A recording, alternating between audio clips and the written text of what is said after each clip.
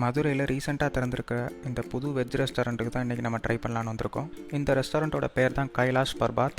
நாங்கள் உள்ளே போகிறப்பவே நல்ல கூட்டம் இருந்துச்சு. நாங்களே ஒரு 20 மினிட்ஸ் வெயிட் பண்ணி தான் உள்ளே போனோம். இந்த ரெஸ்டாரண்ட்டோட ஆம்பியன்ஸ் வந்துட்டு ரொம்ப க்ளீன் அண்ட் ஹைஜீனாக, பார்க்கவே ரொம்ப நீட்டாக மெயின்டைன் பண்ணிகிட்டு இருந்தாங்க. உள்ளே உட்கார்றதுக்கு நிறைய ஸ்பேஸ் அண்ட் நிறைய டேபிள்ஸ்லாம் இருந்துச்சு. இதில் ஃபஸ்ட்டு நாங்கள் ஆர்டர் பண்ணது வந்துட்டு வெஜ் மேன்ச்சோ சூப். இந்த வெஜ் மேன்ச்சோ சூப் குடிக்கிறதுக்கு உண்மையிலேயே நல்லா இருந்துச்சு. ஒரு டீசெண்டான டேஸ்ட்டில் இருந்துச்சு.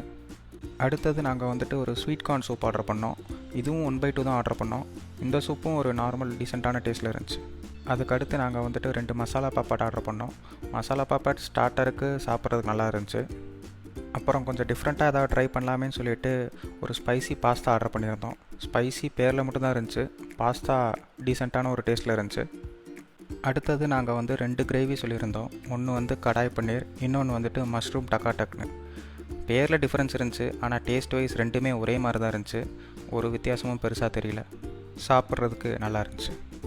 இந்த கிரேவி கூட தொட்டு சாப்பிட்றதுக்கு ஒரு பட்டர் நான், ஒரு மிஸ்ஸி ரொட்டி, அப்புறம் ஒரு செட் சப்பாத்தி சொல்லியிருந்தோம். மூணுமே இந்த கிரேவி கூட தொட்டு சாப்பிட்றதுக்கு நல்லா இருந்துச்சு. சரி, வெஜ்ஜில் வந்துட்டு ஒரு பிரியாணி ட்ரை பண்ணலாமே அப்படின்னு சொல்லிட்டு 3 பிரியாணி சொன்னோம்.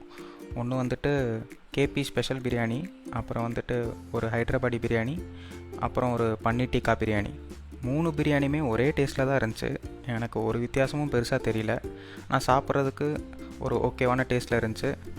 இந்த restaurant full and full completely north Indian style restaurant. இந்த ரெஸ்டாரண்ட் எங்கே லொக்கேட் ஆகிருக்குன்னு பார்த்தீங்கன்னா, அண்ணா நகரில் சினிப்பிரியா தேட்டர் பக்கத்தில் தான் இருக்குது. எக்ஸாக்ட் லொக்கேஷன் டீட்டெயில்ஸ் எல்லாமே வந்துட்டு நான் டிஸ்கிரிப்ஷனில் மென்ஷன் பண்ணியிருக்கேன். செக் பண்ணி பார்த்துக்கோங்க. இந்த வீடியோ பிடிச்சிருந்தா லைக் பண்ணுங்கள், ஷேர் பண்ணுங்கள். அப்புறம் நிறைய ஃபுட் வீடியோஸுக்கு மறக்காமல் நம்ம சேனலை சப்ஸ்கிரைப் பண்ணிக்கோங்க.